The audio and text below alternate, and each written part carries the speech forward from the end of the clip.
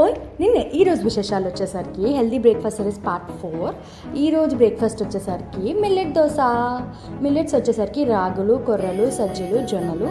Normal dosa ప్రిపేర్కి మినప్పప్పు, rice అన్నీ కూడా ఈక్వల్ క్వాంటిటీలో తీసుకోవాలండి.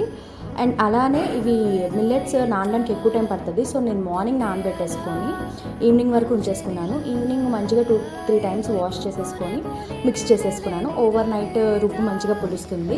అండ్ ఏముంది, నెక్స్ట్ డే మార్నింగ్ మంచిగా దోశలు వేసేసుకోవడమే. మీకు దోశలు ఏ దోశ అంటే ఇష్టం? మాకైతే గీ కారం దోశ అయితే చాలా ఇష్టం. దోశలు ఎప్పుడు చేసుకున్నా సరే కారం మిక్స్ తయారు చేసుకొని దాన్ని స్ప్రెడ్ చేసుకొని గీ వేసుకొని తింటాం, అదిరిపోతుంది. మీ టేస్ట్కి తగ్గట్టు ఆనియన్ దోశ వేసుకోవచ్చు, ప్లెయిన్ దోశ వేసుకోవచ్చు. మాకైతే ఈ కారం దోశ మంచిగా ఎక్కుతుంది. దోశ అయిపోయాక పల్లీ చట్నీ సర్వ్ చేసుకొని తింటే ఉంటుందండి. ఇంకంతే. డూ ఫాలో అండ్ సీ విశేషాలు.